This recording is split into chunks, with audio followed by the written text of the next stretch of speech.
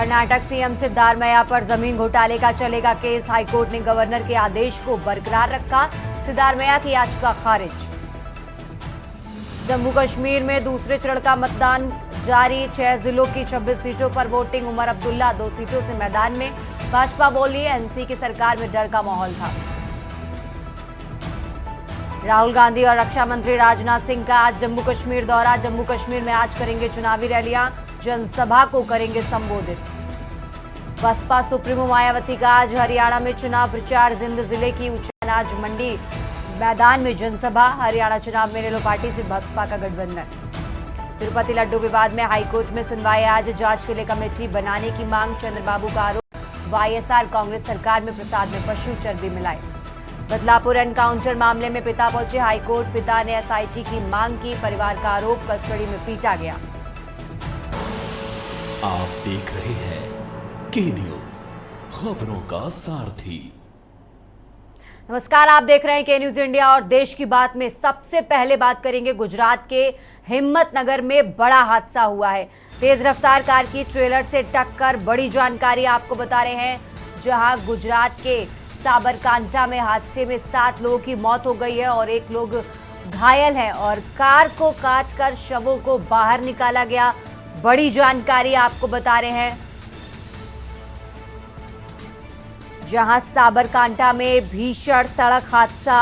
Truck के पीछे घुस गई तेज रफ्तार कार और इस हादसे में 7 लोगों की मौत हुई है। जानकारी आपको बता रहे हैं, गुजरात के साबरकांठा में भीषण सड़क हादसे में 7 लोगों की मौत, 1 गंभीर रूप से घायल। बड़ी जानकारी आपको बता रहे हैं, गुजरात के हिम्मतनगर में बड़ा हादसा। तेज रफ्तार कार की ट्रेलर से टक्कर। साबरकांठा में हादसे में 7 की मौत, 1 घायल। बड़ी जानकारी आपको बता रहे हैं,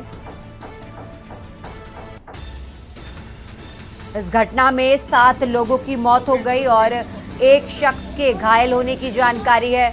बड़ी जानकारी आपको बता रहे हैं, गुजरात के साबरकांठा जिले में भीषण सड़क हादसे की खबर है। इस घटना में 7 लोगों की मौत हो गई है, 1 लोगों के घायल होने की जानकारी है।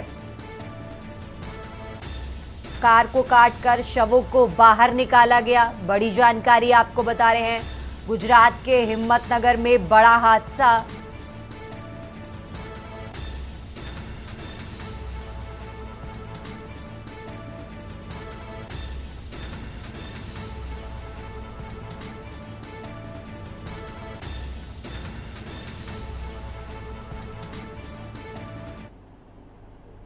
और सीधा आपको ले चलते हैं, जहां सीएम योगी पंडित दीनदयाल उपाध्याय की 119वीं जयंती पर उनकी मूर्ति पर माल्यार्पण कर रहे हैं। सीधा तस्वीरें आपको वहां से दिखाएंगे और ये तस्वीरें सीधा आपको दिखा रहे हैं टीवी स्क्रीन पर, जहां उत्तर प्रदेश के मुख्यमंत्री योगी आदित्यनाथ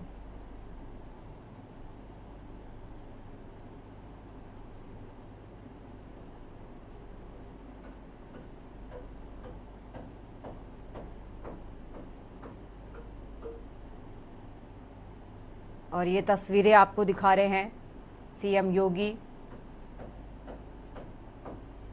कार्यक्रम में शामिल होते हुए नजर आ रहे हैं। साथ ही कई दिग्गज भी उनके साथ नजर आ रहे हैं। सीधा तस्वीरें लखनऊ से आपको दिखा रहे हैं, डिप्टी सीएम भी नजर आ रहे हैं। पंडित दीनदयाल उपाध्याय की जयंती पर यह कार्यक्रम और इस कार्यक्रम में शामिल हुए सीएम योगी, साथ ही डिप्टी सीएम भी नजर आ रहे हैं और ये सीधा तस्वीरें आपको टीवी स्क्रीन पर दिखा रहे हैं।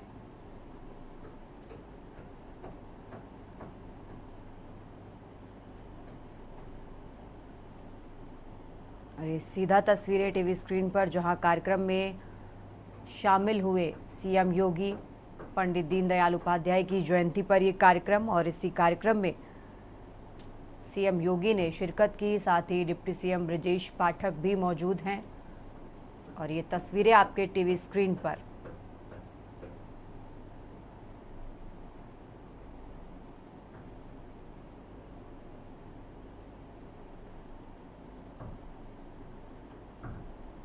सीधा तस्वीरें जहां पंडित दीनदयाल उपाध्याय की जयंती पर कार्यक्रम और इस कार्यक्रम में शामिल हुए उत्तर प्रदेश के मुख्यमंत्री योगी आदित्यनाथ, साथ ही डिप्टी सीएम ब्रजेश पाठक भी उनके साथ मौजूद हैं। तस्वीरें आपको टीवी स्क्रीन पर दिखा रहे हैं।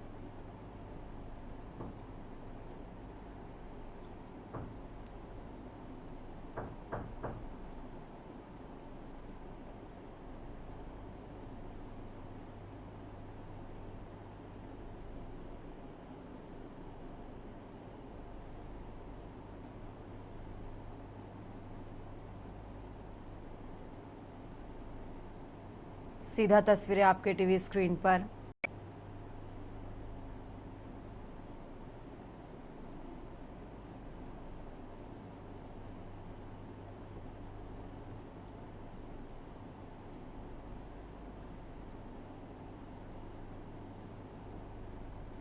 जहां पंडित दीनदयाल उपाध्याय की जयंती के कार्यक्रम में सीएम योगी ने शिरकत की, साथ ही डिप्टी सीएम ब्रजेश पाठक भी इस कार्यक्रम में शामिल हुए।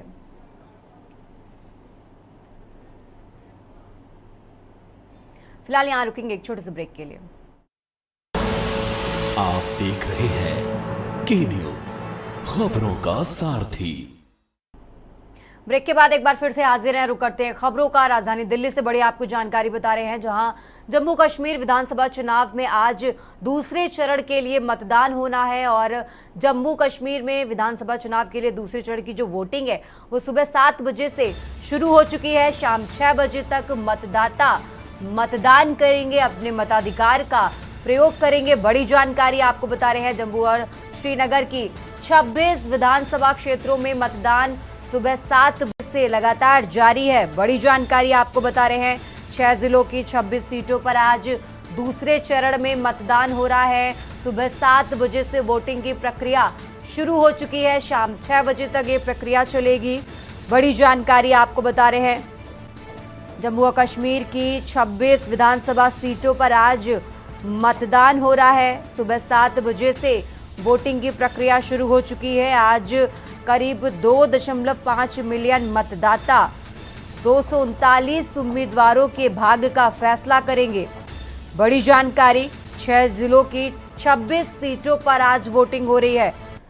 अहम जानकारी आपको बता रहे हैं। आपको बता दें, जम्मू कश्मीर की 90 विधानसभा सीटों पर 3 चरणों में मतदान हो रहा है, जिसमें पहले चरण का मतदान 18 सितंबर को हो चुका और आज सेकेंड फेज की वोटिंग है और 26 सीटों पर मतदान हो रहा है। सुबह 7 बजे से वोटिंग की प्रक्रिया शुरू हो चुकी है। शाम 6 बजे तक वोटिंग की प्रक्रिया जारी रहेगी। बड़ी जानकारी आपको बता रहे हैं, 6 जिलों की 26 विधानसभा सीटों पर वोटिंग हो रही है।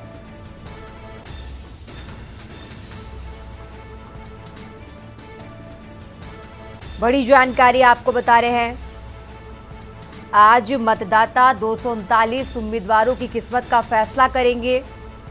बड़ी जानकारी आपको बता रहे हैं, जम्मू कश्मीर विधानसभा चुनाव से जुड़ी 6 जिलों की 26 सीटों पर आज सुबह 7 बजे से वोटिंग शुरू हो चुकी है। शाम 6 बजे तक वोटिंग की प्रक्रिया चलेगी। अहम जानकारी आपको बता रहे हैं, जम्मू कश्मीर की 90 विधानसभा सीटों पर 3 फेज में वोटिंग कराई जा रही है। पहले फेज की वोटिंग 18 सितंबर को हो चुकी और आज सेकेंड फेज के लिए वोटिंग कराई जा रही है। तो बड़ी जानकारी जम्मू कश्मीर विधानसभा चुनाव से जुड़ी आपको बता रहे हैं।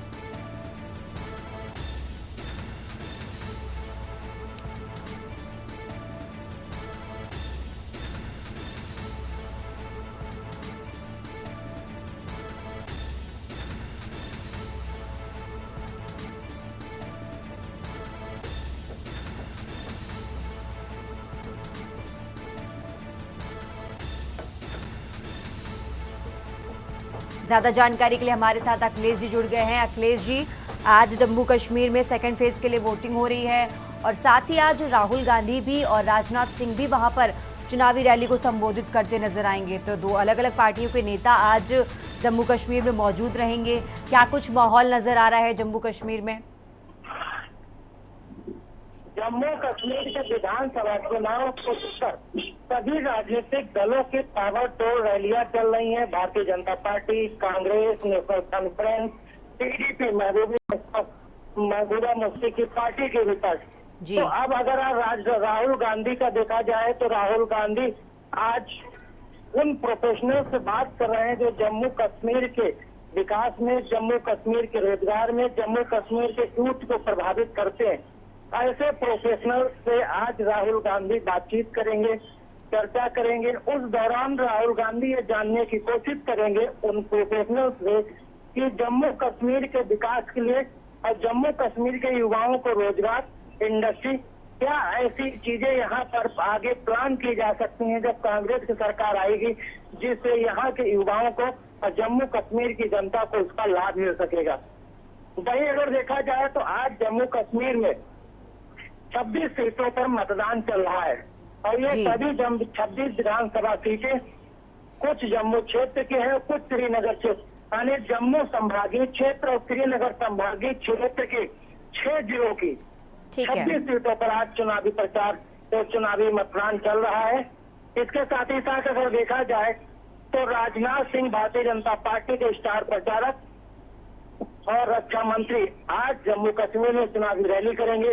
भारतीय जनता पार्टी के प्रदेश अध्यक्ष रविंद्र रैना की मौजूदगी में वहां पर चुनावी रैली के लिए काफी भीड़ इकट्ठा की गई है। ठीक है अखिलेश जी, आप हमारे साथ बने रहिए, हम आगे भी आपसे जानकारी लेते रहेंगे। और खबर आपको बता रहे थे जहां जम्मू कश्मीर विधानसभा चुनाव में आज दूसरे चरण का मतदान हो रहा है और सुबह 7 बजे से वोटिंग की प्रक्रिया शुरू हो चुकी है। शाम 6 बजे तक वोटिंग करेंगे मतदाता। तो बड़ी जानकारी जम्मू कश्मीर विधानसभा चुनाव से जुड़ी आपको बता रहे हैं। रुकेंगे एक छोटे से ब्रेक के लिए, जल्द हाजिर होंगे। आप देख रहे हैं के न्यूज़, खबरों का। ब्रेक के बाद एक बार फिर से आप सभी का स्वागत है और देश की बात में अब बात कर रहे हैं। अहम जानकारी आपको बता रहे हैं जहां गोहाना में आज प्रधानमंत्री नरेंद्र मोदी की रैली है और ये बड़ी जानकारी हरियाणा बीजेपी प्रदेश अध्यक्ष मोहन लाल बड़ौली ने दी है। बड़ी जानकारी आपको बता रहे हैं 25 सितंबर को गोहाना में आएंगे पीएम मोदी। मोहन लाल यादव की तरफ से ये बड़ी जानकारी दी गई है। आज हरियाणा के गोहाना में प्रधानमंत्री नरेंद्र मोदी मौजूद रहेंगे और ज़्यादा जानकारी के लिए हमारे साथ विशेष संवाददाता अखिलेश जी जुड़ गए हैं। अखिलेश जी, आज हरियाणा में चुनावी प्रचार करते नजर आएंगे पीएम मोदी, क्या कुछ जानकारी है आपके पास? प्रधानमंत्री अपने अमेरिकी 3 दिवसीय दौरा पूरे करने के बाद इंडिया लौटते ही हरियाणा विधानसभा चुनाव में आज ताबड़तोड़ चुनावी अभियान की फिर से शुरुआत कर रहे हैं। प्रधानमंत्री मोदी की आज हरियाणा के गोहाना क्षेत्र में एक बड़ी रैली का आयोजन किया गया है। इस रैली में करीब 22 विधानसभा सीटें हैं जिनमें भारतीय जनता पार्टी के कैंडिडेट चुनाव लड़ रहे हैं। प्रधानमंत्री आज एक साथ 22 कैंडिडेटों के। ठीक है अखिलेश जी, आप हमारे साथ बने रहिए, हम आगे भी आपसे जानकारी लेते रहेंगे। और खबर आपको बता रहे थे जहां आज हरियाणा में पीएम मोदी मौजूद रहेंगे।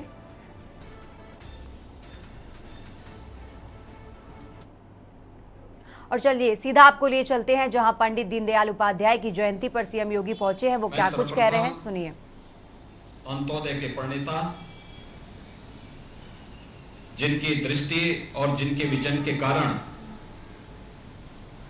गांव, गरीब, किसान, नौजवान, महिलाएं, यह विभिन्न राजनीतिक दलों के राजनीतिक एजेंडे के हिस्से बने, ऐसे अंत्योदय के प्रणेता पंडित दीनदयाल उपाध्याय जी की इस पावन जयंती पर उनकी स्मृतियों को नमन करते हुए प्रदेश सरकार और प्रदेश की जनता की ओर से उन्हें विनम्र श्रद्धांजलि अर्पित करता हूं। हम सब जानते हैं कि पंडित जी ने आज से 60-70 वर्ष पहले जो जीवन दृष्टि अपने विचारों के माध्यम से भारतीय राजनीति को दी, उनका वह चिंतन, उनका वह मनन आज भी न केवल भारतीय लोकतंत्र के लिए बल्कि राजनीतिक दलों के द्वारा प्रारंभ किए गए विभिन्न प्रकार के कार्यक्रमों के अंदर उनका वो चिंतन देखने को मिलता है। हम सब इस बात को जानते हैं कि उनके चिंतन में गांव, गरीब, किसान, दबे कुचले समाज से जुड़े हुए लोगों के साथ ही महिलाओं को स्वावलंबन के पथ पर अग्रसर करने की एक दृष्टि है। उसमें दृष्टि भी है तो उन्हें स्वावलंबन के मार्ग पर अग्रसर करने के लिए उस तबके के लिए एक सहानुभूति भी है। हर हाथ को काम हो, हर खेत को पानी हो।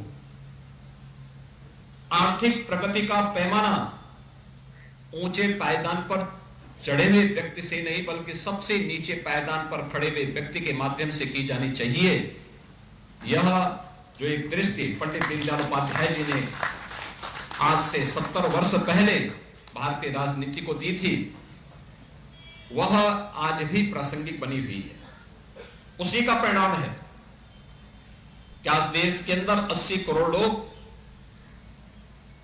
कोरोना महामारी रही हो या उसके उपरांत फ्री में राशन की सुविधा का लाभ प्राप्त कर रहे हैं। इसी का परिणाम है कि 12 करोड़ घरों में देश के अंदर शौचालय बन जाते हैं।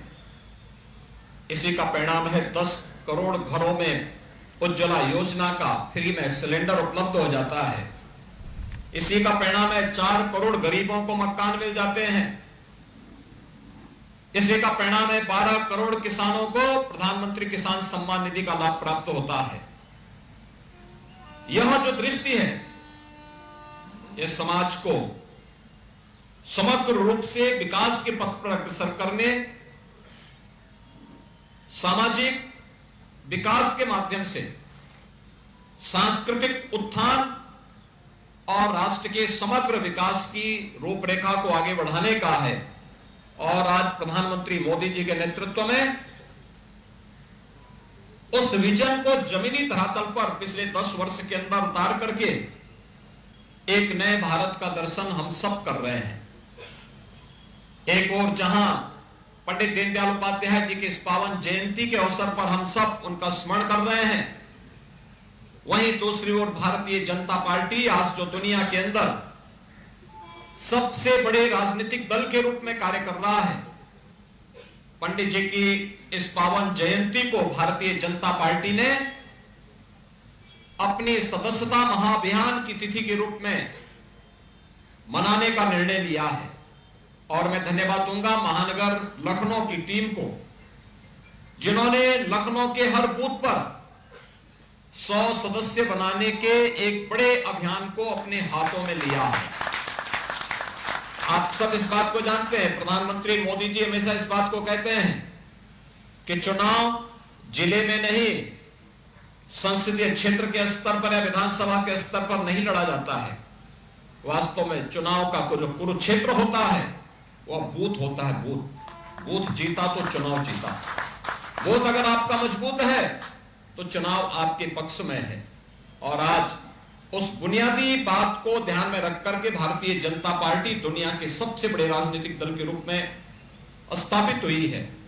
इस सदस्यता महाअभियान का क्रम निरंतर आगे बढ़ना चाहिए, न केवल लखनऊ में बल्कि प्रदेश के सभी शासकीय 75 जनपदों में और संगठन के 98 जनपदों में भारतीय जनता पार्टी में एक स्वस्थ प्रतिस्पर्धा आगे बढ़ने की होनी चाहिए, जिससे हम अधिक से अधिक उस व्यक्ति को जो भी भारतीय जनता पार्टी के इस मूल चिंतन, मूल्यों और आदर्शों के साथ जुड़ा हुआ है, डबल इंजन सरकार की योजनाओं के साथ प्रत्यक्ष और अप्रत्यक्ष रूप से जुड़ा हुआ है, ये सभी लोग इसका लाभ प्राप्त कर सकेंगे। इस विश्वास के साथ आज के सदस्यता महाअभियान के अवसर पर लखनऊ की पूरी टीम का हृदय से अभिनंदन करता हूं।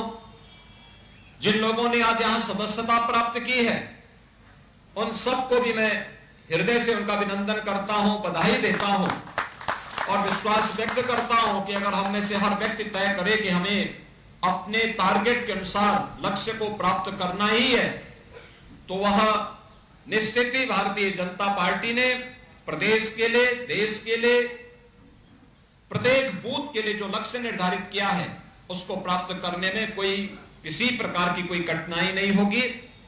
आज के इस अवसर पर इस दस्ता महाअभियान के लिए प्रदेश के सभी कोटि कार्यकर्ताओं को, संगठन को और आप सभी उपस्थित बहनों और भाइयों को मैं एक बार फिर से अपनी शुभकामनाएं देता हूं।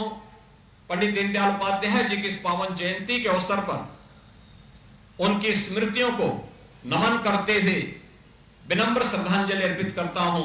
धन्यवाद। जय हिंद। भारत माता की।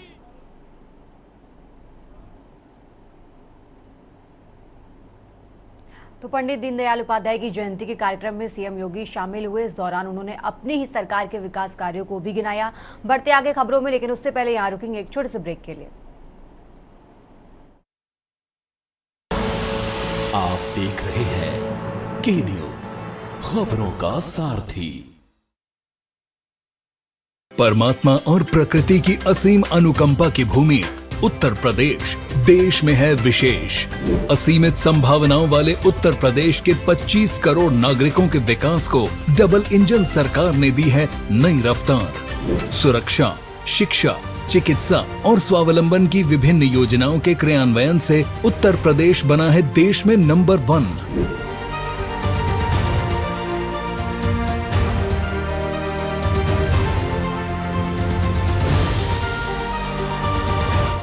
गरीबों को मुफ्त राशन, जरूरतमंदों को पक्का आवास, सर्वाधिक शौचालय निर्माण, निशुल्क गैस कनेक्शन का उपहार और एमएसएमई क्षेत्र में अग्रणी राज्य है नया उत्तर प्रदेश।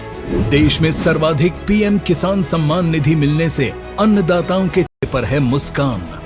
नए भारत में नंबर 1 उत्तर प्रदेश, जन कल्याण में विशेष। गोल्डी मसाले के 100 ग्राम के स्पेशल पैक्स में फ्रेशनेस लॉक है। ऐसे मसाले हमेशा ताजा रहेंगे। Just like me, touch wood, God bless me. Goldiee Masale, जहां जाएं रिश्ते बनाएं। आप देख रहे हैं के न्यूज, खबरों का सारथी। ब्रेक के बाद एक बार फिर से हाजिर हैं। रुक करते हैं खबरों का और अहम जानकारी आपको बता रहे हैं। आज राहुल गांधी जम्मू कश्मीर के दौरे पर हैं। राहुल गांधी कई क्षेत्रों के पेशवरों संग करेंगे बैठक। बड़ी जानकारी आपको बता रहे हैं। राहुल गांधी कई क्षेत्रों के पेशवरों संग बैठक करते नजर आएंगे। अहम जानकारी, कई क्षेत्रों के पेशवरों संग बैठक कांग्रेस की आयोजित की गई है, जिसमें महत्वपूर्ण चुनौतियों के बारे में खुली बातचीत करेंगे राहुल गांधी। अपनी चिंताओं, आकांक्षाओं, विचारों को साझा करते नजर आएंगे राहुल गांधी। बड़ी जानकारी आपको बता रहे हैं। कई क्षेत्रों के पेशेवरों संग बैठक कांग्रेस की आयोजित की गई है। इस बैठक में खुली बातचीत करते नजर आएंगे नेता प्रतिपक्ष राहुल गांधी। बड़ी जानकारी आपको बता रहे हैं। अपनी चिंताओं, आकांक्षाओं, विचारों को साझा करते नजर आएंगे राहुल गांधी। तो अहम जानकारी, आज राहुल गांधी जम्मू कश्मीर के दौरे पर हैं। राहुल गांधी कई क्षेत्रों के पेशवरों संग बैठक करते नजर आएंगे। बड़ी जानकारी आपको बता रहे हैं। महत्वपूर्ण चुनौतियों के बारे में खुली बातचीत करते नजर आएंगे नेता प्रतिपक्ष राहुल गांधी।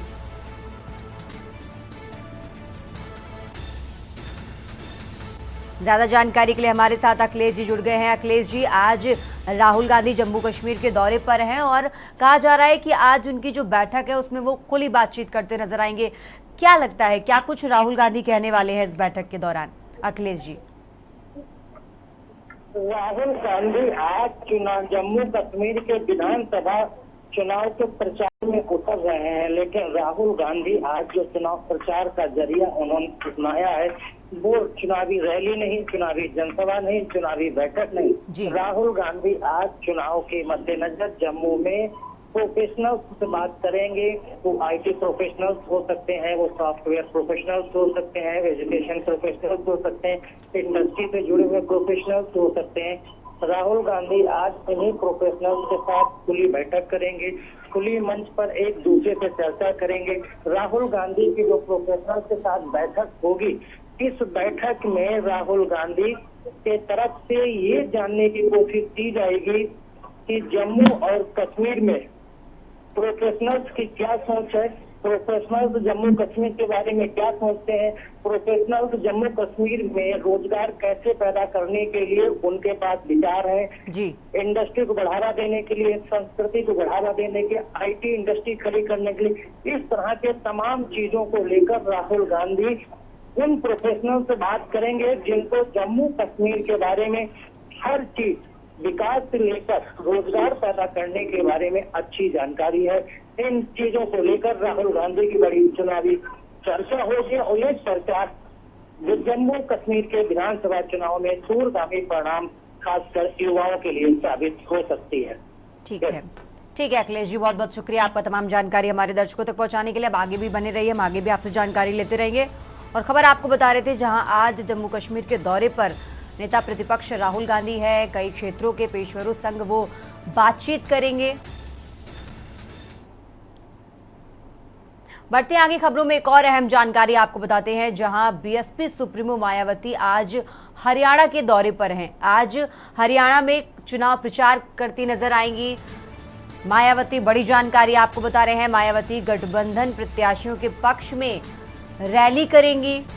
हरियाणा में 4 चुनावी सभाओं को संबोधित करेंगी मायावती। बड़ी जानकारी आपको बता रहे हैं, दलित वोटर्स को रिझाने के लिए मायावती चुनाव प्रचार हरियाणा में करती नजर आएंगी। और आपको बता दें, हरियाणा में बीएसपी और इनेलो मिलकर चुनाव लड़ रहे हैं, मिलकर साथ में चुनावी मैदान में उतरे हैं। और ऐसे में गठबंधन के प्रत्याशियों के लिए भी वोट की अपील करती नजर आएंगी मायावती। दलित वोटर्स को रिझाने के लिए मायावती चुनाव प्रचार करती नजर आएंगी। बड़ी जानकारी आपको बता रहे हैं, हरियाणा विधानसभा चुनाव से जुड़ी आज हरियाणा के दौरे पर बसपा सुप्रीमो मायावती। ज्यादा जानकारी के लिए हमारे साथ विशेष संवाददाता अखिलेश जी जुड़ गए हैं। अखिलेश जी, आज हरियाणा के दौरे पर मायावती हैं, दलित वोटर्स को रिझाने की पूरी कोशिश करती नजर आएंगी मायावती। अखिलेश जी। बहुजन समाज पार्टी के राष्ट्रीय अध्यक्ष मायावती आज हरियाणा के चुनावी दौरे पर रहेंगी। हरियाणा के वो जिन इलाके में जाएंगी जहां पर बहुजन समाज पार्टी और एनएलए के संयुक्त कैंडिडेटों के लिए आज चुनाव प्रचार करेंगी।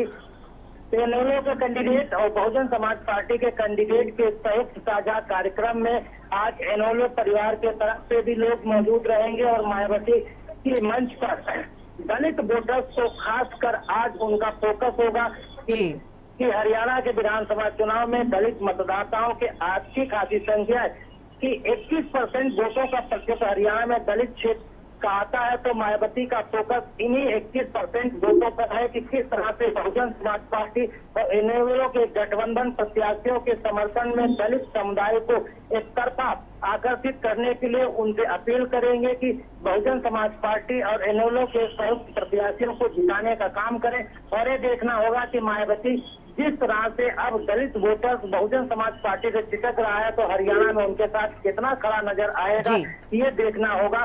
लेकिन मायावती फिलहाल अभी दलित वोटर्स के सहारे अपनी राजनीति को आगे बढ़ाने में लगी है और हरियाणा विधानसभा चुनाव में दलित वोटर्स किस ओर जाएंगे ये देखना होगा। बिल्कुल, दलित वोटर्स उनके समर्थन में आएगा या नहीं ये तो नतीजों में ही पता चलेगा। अखिलेश जी, आप हमारे साथ बने रहिए, हम आगे भी आपसे जानकारी लेते रहेंगे। और खबर आपको बता रहे थे, जहां आज हरियाणा के दौरे पर बीएसपी सुप्रीमो मायावती। खबरों में आगे बढ़ते एक और अहम जानकारी आपको बताते हैं, जहां ईरान करा सकता है डोनाल्ड ट्रंप की हत्या।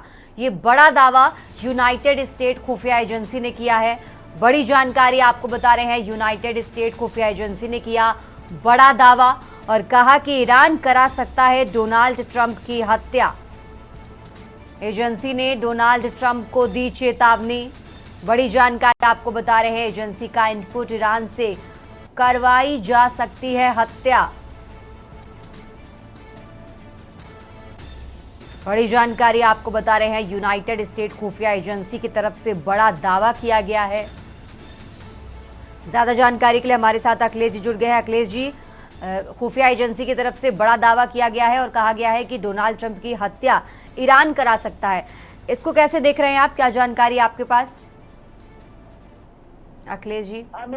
अमेरिकी खुफिया एजेंसियों ने इनपुट दिया है और खासकर जो अमेरिकी राष्ट्रपति चुनाव अभियान में अमेरिकी टीम लगी हुई है, उस टीम को खुफिया एजेंसियों की तरह से इनपुट दिया गया है कि अमेरिकी राष्ट्रपति चुनाव के राष्ट्रपति पद के उम्मीदवार डोनाल्ड ट्रंप की सुरक्षा व्यवस्था को कड़ी की जाए, सुरक्षा व्यवस्था में किसी तरह की लापरवाही नहीं बरती जाए, क्योंकि जिस प्रकार के इनपुट अमेरिकी खुफिया एजेंसी को मिल रहे हैं उसके अनुसार ईरान डोनाल्ड ट्रंप की हत्या को साजिश रच सकती है और हत्या में शामिल हो सकती है और उनकी हत्या कराई जा सकती है।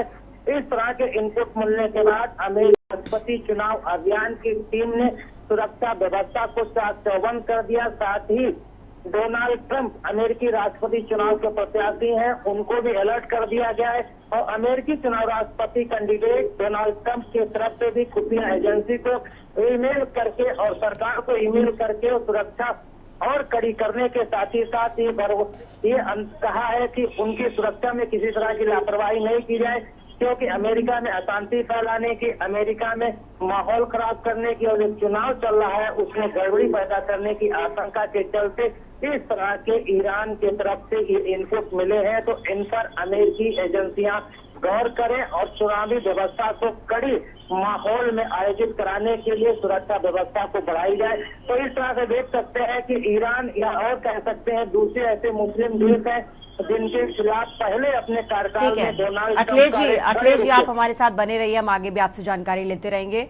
और खबर आपको बता रहे थे जहां खुफिया एजेंसी की तरफ से बड़ा दावा किया गया है और कहा गया है कि डोनाल्ड ट्रंप की जान को खतरा है।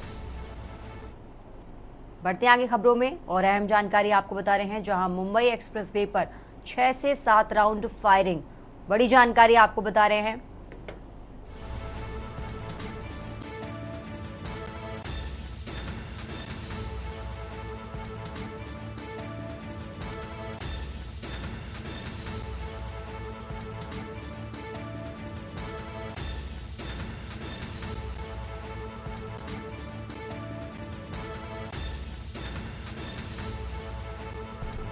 बड़ी जानकारी आपको बता रहे हैं,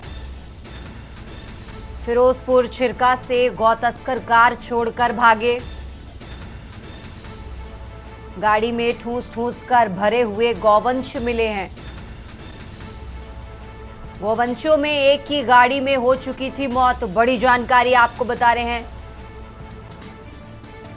मुंबई एक्सप्रेसवे पर 6 से 7 राउंड फायरिंग, गौ तस्करों और गौरक्षकों के बीच हुई मुठभेड़। गौ तस्करों के हरियाणा मूवमेंट की मिली जानकारी, बड़ी जानकारी आपको बता रहे हैं। गौरक्षकों ने गौ तस्करों का हाईवे पर किया पीछा करने पर गौ तस्करों ने 6 से 7 राउंड फायरिंग की। बड़ी जानकारी आपको बता रहे हैं, फिरोजपुर छिरका में गौ तस्कर कार छोड़कर भागे और आपको बता दें गाड़ी में ठूस ठूस कर भरे हुए गौवंश मिले, जिसमें गाड़ी में एक गौवंश की मौत हो चुकी थी। ये भी जानकारी निकलकर सामने आई। मुंबई एक्सप्रेसवे पर 6 से 7 राउंड फायरिंग की खबर और गौवंशों और गौरक्षकों, गौ तस्करों और गौरक्षकों के बीच मुठभेड़ की खबर आपको बता रहे हैं, जहां गौ तस्करों के हरियाणा मूवमेंट की मिली जानकारी।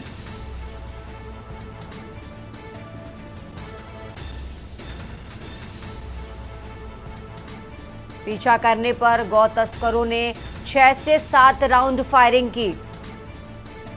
फिरोजपुर छिरका में गौ तस्कर कार छोड़कर भागे, गाड़ी में ठूस ठूस कर गौवंश भरे हुए मिले और जिसमें एक गौवंश की मौत भी हो चुकी। ये भी जानकारी निकलकर सामने आई, बड़ी जानकारी आपको बता रहे हैं। मुंबई एक्सप्रेसवे पर 6 से 7 राउंड फायरिंग, गौ तस्करों और गौरक्षकों के बीच फायरिंग हुई।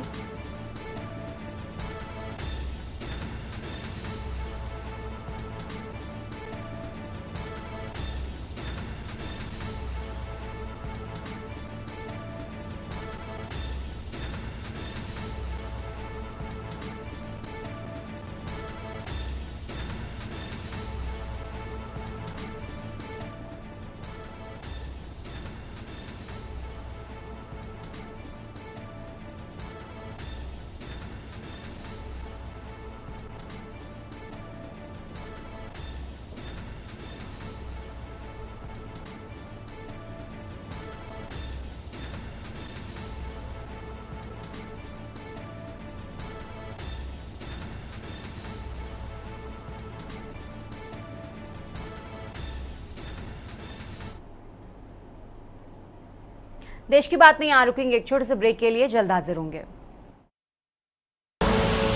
आप देख रहे हैं के न्यूज। देश की बात में एक बार फिर से हाजिर हैं, रुक करते हैं खबरों का और बात कर रहे हैं राजधानी लखनऊ की। राजधानी लखनऊ से बड़ी जानकारी आपको बता रहे हैं। पूर्व मंत्री गायत्री प्रजापति को जमानत, मनी लॉन्ड्रिंग केस में मिली जमानत। बड़ी जानकारी आपको बता रहे हैं इलाहाबाद हाई कोर्ट की लखनऊ बेंच ने दी जमानत। बड़ी जानकारी राजधानी लखनऊ से आपको बता रहे हैं। केस में गायत्री 8 जनवरी 2021 से जेल में है और हाईकोर्ट ने कहा कि आधे से अधिक का समय वो जेल में बिता चुके हैं। आपको बता दें गायत्री अन्य मुकदमों के चलते अभी जेल में ही रहेंगे। हाईकोर्ट ने आदेश जस्टिस सुभाष विद्यार्थी की सिंगल बेंच ने पारित किया है। बड़ी जानकारी आपको बता रहे हैं। गायत्री की जमानत अर्जी को मंजूर करते हुए यह आदेश पारित किया गया है। ईडी ने गायत्री प्रसाद प्रजापति के खिलाफ दर्ज किया था केस। बड़ी जानकारी आपको बता रहे हैं राजधानी लखनऊ से। अहम जानकारी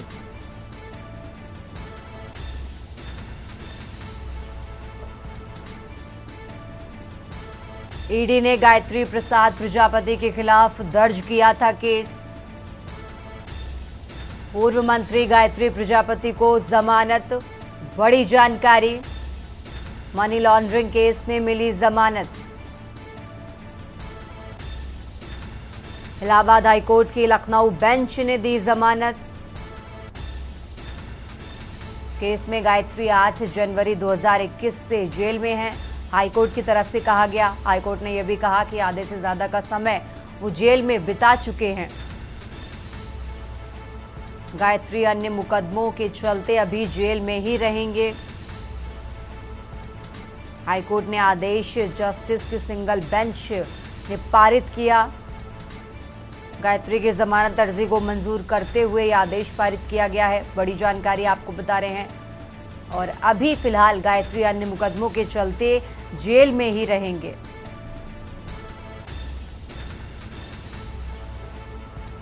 बड़ी जानकारी आपको बता रहे हैं।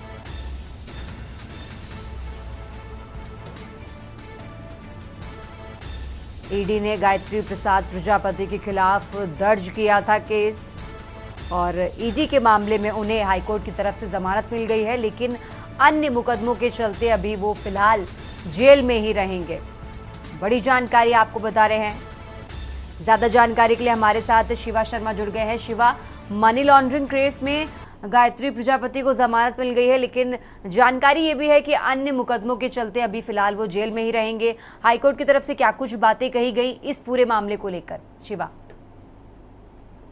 देखिए, हाईकोर्ट ने ये आदेश दिया है कि गायत्री प्रजापति को मनी लॉन्ड्रिंग केस में जमानत मिल जाए। इसके साथ ही जो जस्टिस सुभाष चंद्र विद्यार्थी है, जिनकी सिंगल बेंच है, उन्होंने कल इस पूरे जो जमानत याचिका है उस पर सुनवाई करते हुए उन्होंने फैसला दिया है। और ये इलाहाबाद हाईकोर्ट की जो लखनऊ बेंच है, इस केस में ये बताया गया है कि गायत्री प्रजापति बीते 8 जनवरी 2021 से जेल में बंद है। उनके जो वकील का कहना था, उनके जो कोर्ट में उनके समक्ष जो स्पष्टीकरण दिया था कि अपराध के लिए अधिकतम 7 साल की जो सजा होती है, आधे से ज्यादा का वक्त वो जेल के अंदर बिता चुके हैं और ऐसे में उनको जमानत मिलनी चाहिए। तो इस पूरे मामले में गायत्री प्रजापति को एक बड़ी राहत मिली है कि मनी लॉन्ड्रिंग का केस जो उनके खिलाफ दर्ज हुआ था लखनऊ के एनफोर्समेंट डायरेक्टरेट में, उसमें फिलहाल उनको जमानत मिल गई। लेकिन अभी कई केसेस गायत्री प्रजापति जो पूर्व कैबिनेट मंत्री रहे समाजवादी पार्टी सरकार में, उनके खिलाफ कई केसेस ऐसे चल रहे हैं जिनके चलते वो अभी जेल में ही बंद रहेंगे। और ईडी ने इस पूरे मामले में गायत्री प्रजापति के खिलाफ जो केस दर्ज किया था उसमें कई गवाह प्रस्तुत हुए, उन्होंने गवाही दी और उनके खिलाफ और कई ऐसे गवाह भी हैं जो अभी इनको गवाही देना बाकी है। लेकिन लंबा समय लग सकता है गायत्री प्रजापति को जेल के अंदर आने के बाद। लेकिन जो एक बड़ा मामला था एनफोर्समेंट डायरेक्टरेट का, यानी कि आय से अधिक संपत्ति के मामले में जो उन्होंने खर्च किया था अपने जीवन में, उसको लेकर के अब एक बड़ी राहत उनको हाईकोर्ट से फिलहाल मिल चुकी है। जी शिवा, बहुत बहुत शुक्रिया आपका तमाम जानकारी देने के लिए। हम आगे भी आपसे जानकारी लेते रहेंगे। और खबर आपको बता रहे थे, जहां गायत्री की जमानत अर्जी को हाईकोर्ट की तरफ से मंजूरी मिल गई और आपको बता दें मनी लॉन्ड्रिंग मामले में उन्हें ये जमानत मिली है, लेकिन अन्य मुकदमों के चलते अभी फिलहाल वो जेल में ही रहेंगे। तो बड़ी जानकारी राजधानी लखनऊ से आपको बता रहे हैं।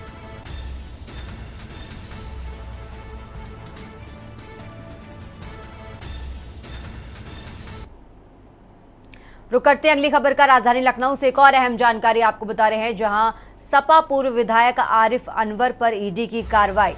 बड़ी जानकारी आपको बता रहे हैं, आरिफ और पत्नी से संबंधित संपत्तियां जब्त की गई। गोंडा और बलरामपुर में कई संपत्तियां की गई जब्त। आपको बता दें, आरिफ पर पुलिस ने मनी लॉन्ड्रिंग का केस किया था दर्ज, और अब सपा पूर्व विधायक आरिफ अनवर पर ईडी की बड़ी कार्रवाई देखने को मिली है। ईडी ने आरिफ और पत्नी से संबंधित संपत्तियां जब्त की। बड़ी जानकारी आपको बता रहे हैं, मनी लॉन्ड्रिंग का केस दर्ज किया था आरिफ पर पुलिस ने, और अब उनकी संपत्तियों को जब्त किया जा रहा है। बड़ी जानकारी आपको बता रहे हैं, सपा पूर्व विधायक आरिफ अनवर पर ईडी की कार्रवाई। आरिफ और पत्नी से संबंधित संपत्तियां जब्त की गई। गोंडा और बलरामपुर में कई संपत्तियां की गई जब्त। आपको बता दें, आरिफ पर पुलिस ने मनी लॉन्ड्रिंग का केस दर्ज किया था, और अब ईडी की तरफ से इसी मामले पर उनके ऊपर बड़ी कार्रवाई देखने को मिल रही है। ईडी की बड़ी कार्रवाई सामने आई है। ईडी ने आरिफ और उनकी पत्नी से संबंधित संपत्तियां जब्त की हैं। गोंडा और बलरामपुर में कई संपत्तियों को जब्त किया गया है। बड़ी जानकारी आपको बता रहे हैं, मनी लॉन्ड्रिंग का मामला है, और ईडी की तरफ से बड़ी कार्रवाई सामने आ रही है।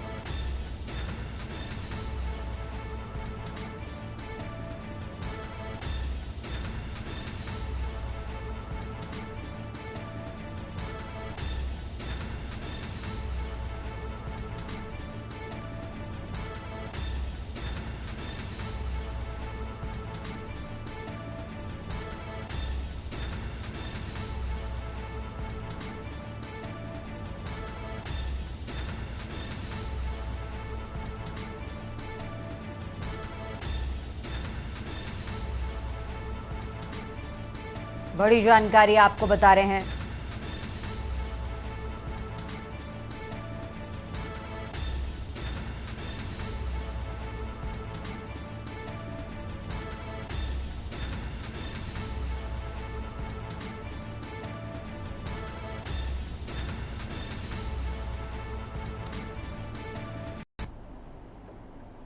खबरों में आगे बढ़ते हैं। राजधानी लखनऊ से एक और अहम जानकारी आपको बता रहे हैं, जहां एचडीएफसी की महिला कर्मी की मौत पर सवाल।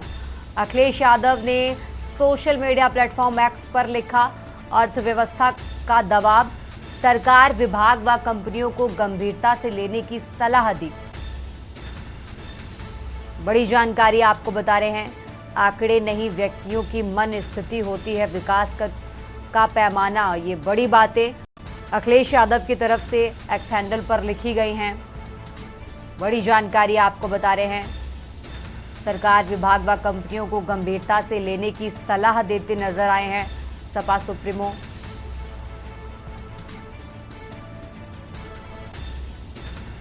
आपको बता दें, एचडीएफसी की महिला कर्मी की मौत का मामला है, और इसी मामले को लेकर अखिलेश यादव ने सोशल मीडिया प्लेटफॉर्म एक्स पर लिखा है। बड़ी जानकारी आपको बता रहे हैं, उन्होंने लिखा, सरकार विभाग व कंपनियों को गंभीरता से लेने की सलाह दी। आंकड़े नहीं व्यक्तियों की मन स्थिति होती है विकास का पैमाना। अखिलेश यादव ने एक्स पर लिखा, अर्थव्यवस्था का दबाव।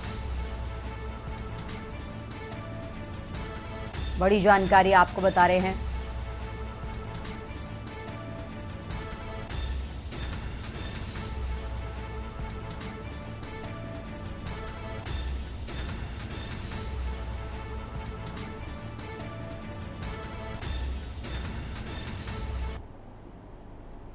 देश की बात में फिलहाल यहां रुकेंगे एक छोटे से ब्रेक के लिए। आप देख रहे हैं के न्यूज, खबरों का सारथी। केसरिया सम जोगी हुआ रे, दिल झूमे देखो मतवारा हुआ रे। केसरिया समन जोगी हुआ। हर पल मनाओ केसरी त्योहार। विमल, बोलो जुबान केसरी। गोल्डी मसाले के 100 ग्राम के स्पेशल पैक्स में फ्रेशनेस लॉक है। ऐसे मसाले हमेशा ताजा रहेंगे, just like me. Touch wood, God bless me. Goldiee Masale, जहां जाएं रिश्ते बनाए। आप देख रहे हैं के न्यूज, खबरों का सारथी। देश की बात में एक बार फिर से हाजिर हैं। रुक करते हैं खबरों का और खबर आपको बता रहे हैं जहां लखनऊ में डेंगू से पहली मौत। स्वास्थ्य विभाग ने की पहली मौत की पुष्टि। बड़ी जानकारी आपको बता रहे हैं, कई अंग फेल होने से महिला की गई जान। महिला का डेंगू कार्ड टेस्ट था पॉजिटिव। फैजुल्लागंज की रहने वाली महिला को था बुखार और 24 घंटे में डेंगू के 25 नए मरीज भी मिले हैं। बड़ी जानकारी आपको बता रहे, लखनऊ से महिला का डेंगू कार्ड टेस्ट था पॉजिटिव। फैजुल्लागंज की रहने वाली महिला को था बुखार। 24 घंटे में डेंगू के 25 नए मरीज मिले हैं।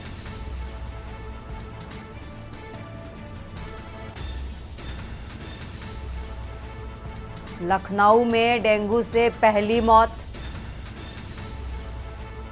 स्वास्थ्य विभाग ने की पहली मौत की पुष्टि। कई अंग फेल होने से गई महिला की जान।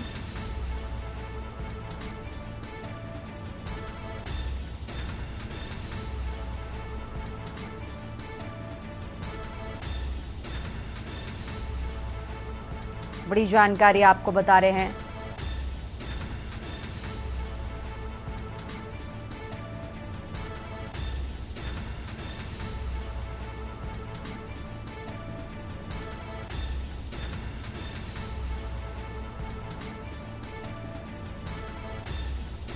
लखनऊ में डेंगू से पहली मौत।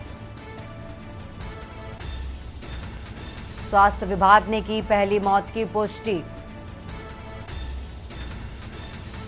कई अंग फेल होने से गई महिला की जान। महिला का डेंगू कार्ड टेस्ट था पॉजिटिव।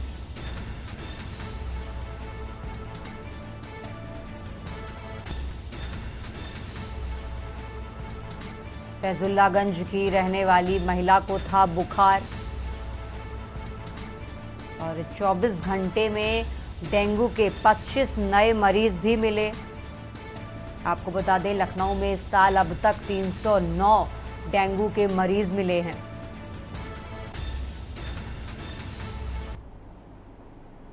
बढ़ते आगे खबरों में, राजधानी लखनऊ से एक और अहम जानकारी आपको बता रहे हैं, जहां पूर्व सपा विधायक की 8.24 करोड़ की संपत्ति जब्त। ईडी ने लखनऊ, बलरामपुर, गोंडा की 21 संपत्तियां अटैच की हैं। बड़ी जानकारी आपको बता रहे हैं, उतरौला से सपा के पूर्व विधायक आरिफ पर मुकदमे दर्ज। पुलिस ने मुकदमों की जानकारी ईडी के साथ साझा की है। बड़ी जानकारी आपको बता रहे हैं, राजधानी लखनऊ में मनी लॉन्ड्रिंग के तहत केस दर्ज करने का अनुरोध।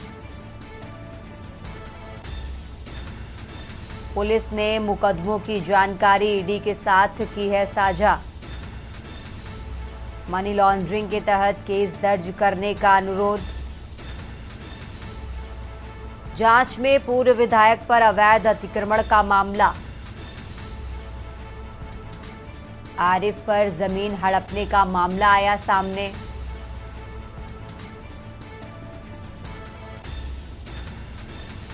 बड़ी जानकारी लखनऊ से आपको बता रहे हैं, ईडी ने लखनऊ, बलरामपुर, गोंडा की 21 संपत्तियां अटैच की। उतरौला से सपा के पूर्व विधायक आरिफ पर मुकदमे दर्ज। पुलिस ने मुकदमों की जानकारी ईडी के साथ साझा की।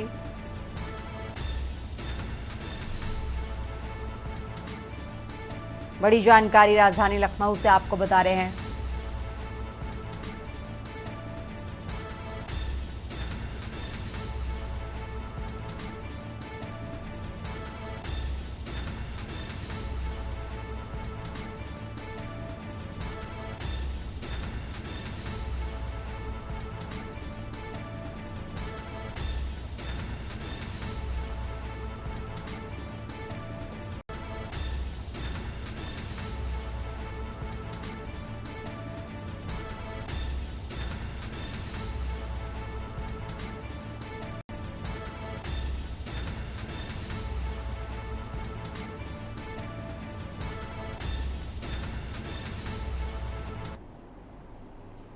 रुक करते हैं अगली खबर का। ग्रेटर नोएडा स्थित एक्सपो मार्ट में यूपी का सबसे बड़ा ट्रेड शो आज से शुरू होगा। ये यूपी इंटरनेशनल ट्रेड शो का दूसरा संस्करण है जो 25 सितंबर से 29 सितंबर तक चलेगा।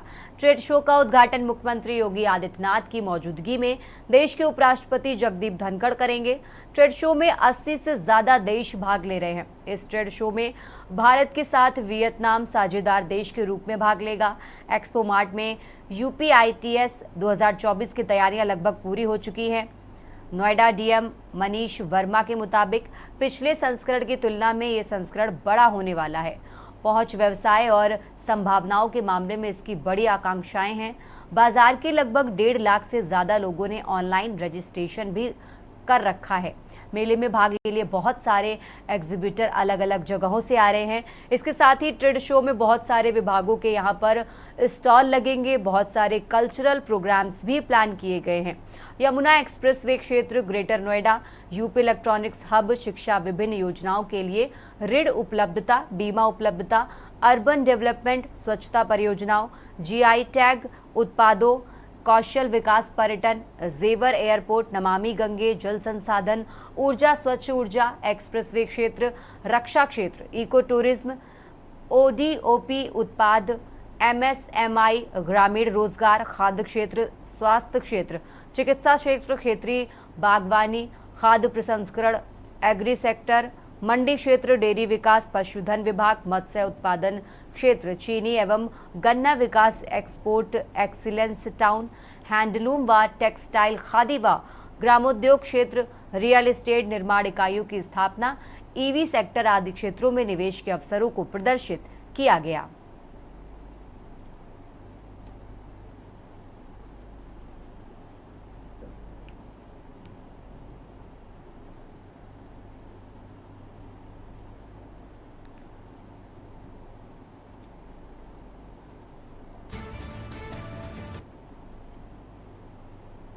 देश की बात में फिलहाल इतना ही। आप देखते रहिए के न्यूज इंडिया।